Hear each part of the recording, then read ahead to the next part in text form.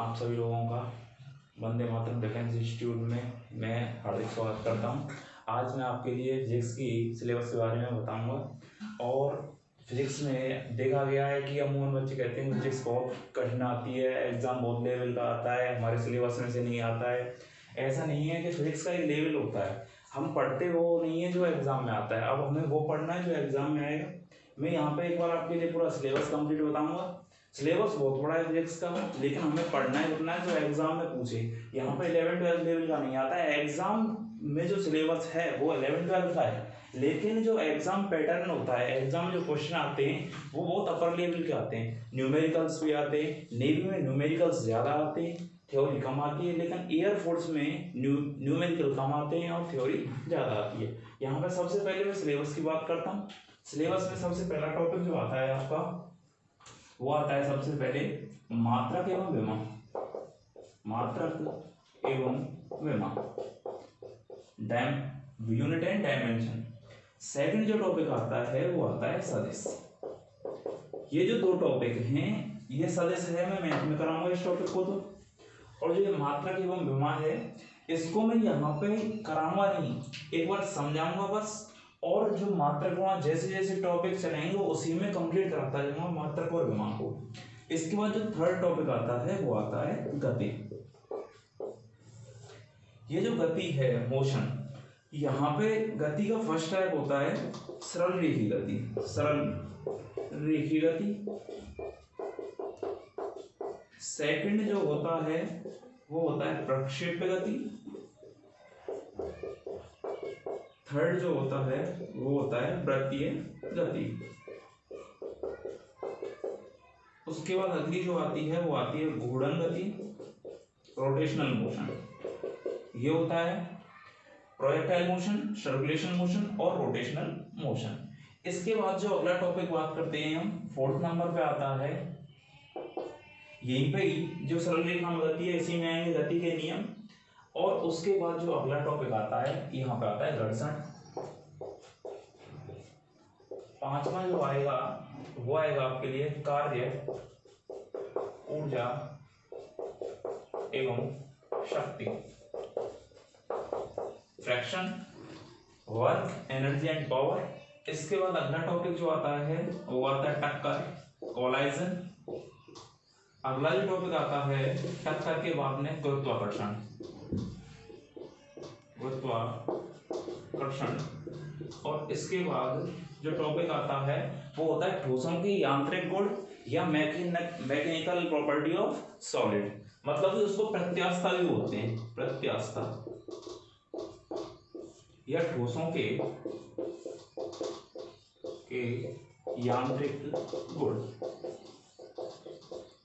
इसके बाद अगला जो टॉपिक आता है वो आता है तरल, तरलों के यांत्रिक गुण। तरलों के जो यांत्रिक गुण है, मतलब कि मैकेनिकल प्रॉपर्टीज ऑफ फ्लूइड। यहाँ पे पहला जो पढ़ेंगे हम पढ़ेंगे सबसे पहला दाब, उसके बाद श्यानता और उसके बाद पृष्ठ तनाव। पृष्ठ तनाव। इसमें यहाँ पे जो सबसे ज्यादा क्वेश्चन है मात्रक एवं विमा से एक क्वेश्चन कंफर्म है, चाहे एयरफोर्स हो चाहे नेवी हो, एक क्वेश्चन 100% आएगा। गति में से दो क्वेश्चन आते हैं, एक न्यूमेरिकल बेस्ड आ जाता है और एक आता है थ्योरेटिकल बेस्ड। उसके बाद घर्षण से बहुत कम चांसेस होते हैं। यहाँ से जो क्वेश्चन आता है वो मात्रक एवं विमा से रिलेटेड आता है।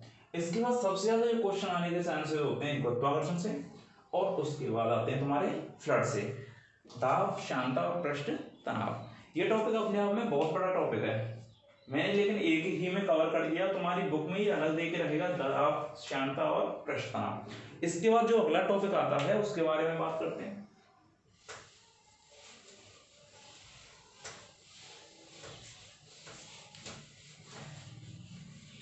अगला जो टॉपिक है वो है पदार्थ या द्रव्य के तापीय गुण, थर्मल प्रॉपर्टीज चलेंगी। इसके बाद जो आती है वो आती है हमारी ऊष्मागतिकी, ऊष्मागतिकी, थर्मल डायनामिक्स। ये अपने आप में बहुत बेहतरीन टॉपिक है और यहाँ से कम 2 से 3 क्वेश्चन आते हैं एग्जाम में।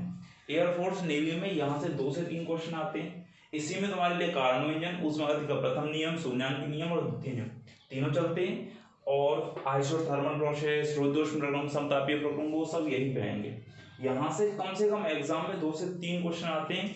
एक तो न्यूमेरिकल आता है और बच्चे थियोरेटिकल बेस्ड आते हैं। इसके बाद अगला जो क्वेश्चन आता है तरंग गति, और इसके बाद आता है एक और टॉपिक है जो छोटा सा है, गैसों का अणु गतिक सिद्धांत। गैसों का अणुगतिकीय सिद्धांत। यहां तक हमारा मतलब कि कोर्स है जो 11th के टॉपिक हैं वो कंप्लीट हो जाते हैं। यहाँ तक 11th का वेटेज होता है और एग्जाम में 11th का वेटेज जो होता है वो होता है 55% से 60%। फिर जो एयरफोर्स और नेवी के एग्जाम में फिजिक्स जो आती है वो 11th वाले टॉपिक से 55% से 60% तक आती है, और बचा जो आता है वो आता है अपना 12th वाला टॉपिक। अब मैं बात करता हूँ अगले टॉपिक की। जो टॉपिक्स दे रखे हैं 12th के लिए, 12th में टॉपिक है, सबसे पहले हम बात करेंगे स्थिर वैद्युत की, इलेक्ट्रोस्टैटिक।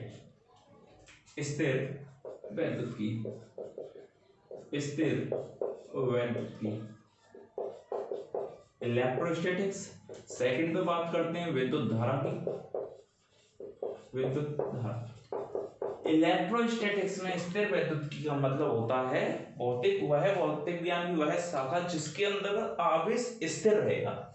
यहाँ पे आवेश स्थिर रहेगा, जैसे ही आवेश मोशन में आता है, जब आवेश मोशन में आएगा तो विद्युत धारा उत्पन्न हो जाती है। फिर उसके जब तक वो अपनी विराम अवस्था में है तब तक तो स्थिर वैद्युत की है, और जैसे ही वो मोशन में आएगा क्या बनेगी, विद्युत धारा। इसके बाद आता है विद्युत धारा के बाद आते हैं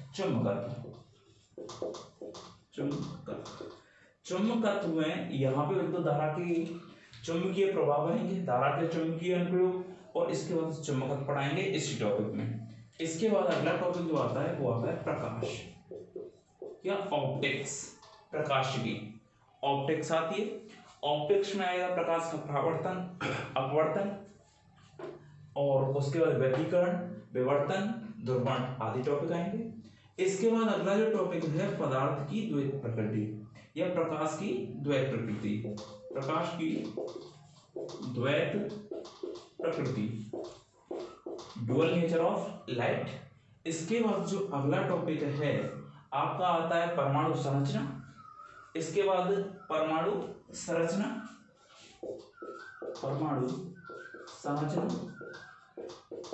और उसके बाद जो अगला टॉपिक आता है नाभिकीय संरचना।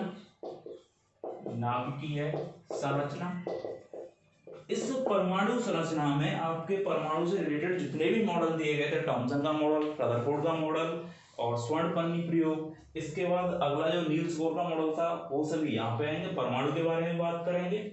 और इसके बाद जो अगला है नाभिकीय, यहाँ पे नाभिक के बारे में बात करेंगे।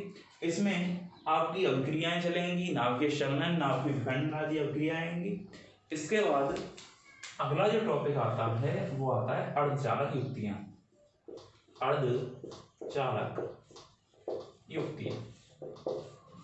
सेमीकंडक्टर युक्तियां। अर्धचालक युक्तियों में सबसे पहले हम बात करेंगे डायोड ट्रांजिस्टर और पी प्रकार के, एन प्रकार के जो आते हैं अर्धचालक, उनकी बात करेंगे। इसमें एक और टॉपिक आता है, इसी में आता है अंदर लॉजिक गेट। यहां से क्वेश्चन मोस्टली यहां से क्वेश्चन आता है, और एक आता है पी एंड एन प्रकार के जो टाइप आते हैं अर्धचालक के, उससे क्वेश्चन आएगा। इसके बाद जो लास्ट टॉपिक बचता है आपका होता है ई एम डब्ल्यू। यहां तक हो जाती है पूरी कहानी। और सबसे जो शानदार टॉपिक होता है इन सभी में, जो मैंने अभी तक नहीं बताया, एक आता है SHM, सिंपल हार्मोनिक मोशन। ये 11th का टॉपिक है, लेकिन आज तक के इतिहास में ऐसा कभी नहीं हुआ है कि यहाँ से क्वेश्चन नहीं आया हुआ हो। यहाँ से हर बार क्वेश्चन आता है और कम से कम 2 क्वेश्चन आते हैं। यहाँ से आते हैं लोलक से रिलेटेड कि लोलक को जब किसी लिफ्ट में रख दिया जाए, इतने त्वरण से ऊपर की ओर जा रही है तब क्या होगा, अगर लोलक को पृथ्वी के केंद्र पर ले लिया जाए तब क्या होगा। मतलब कि यहाँ से क्वेश्चन आते हैं। ऐसा क्वेश्चन आया था एक बार कि यदि कोई लड़की है किसी झूले पर झूल रही है, अचानक वो खड़ी हो जाती है तब क्या होगा, आवर्तकाल में क्या डिफरेंस आएगा। तो यहाँ से वो क्वेश्चन आते हैं। ये सबसे शानदार है, ये 11th का टॉपिक और यहाँ से हर बार क्वेश्चन आते हैं। यहाँ से ज्यादातर देखा गया है जो नेवी होती है, नेवी में तो 25 में से 20 क्वेश्चन आते हैं इसके, और 5 क्वेश्चन आते हैं अदर के। मैंने उस दिन भी बताया होगा, एग्जाम पैटर्न बताया था, तब 20 क्वेश्चन तो आते हैं फिजिक्स से, लेकिन 5 क्वेश्चन आते हैं अदर से। अदर का मतलब है केमिस्ट्री से डाल देता है, कंप्यूटर से डाल देता है, बायो से भी डाल देता है, अदर से आएंगे।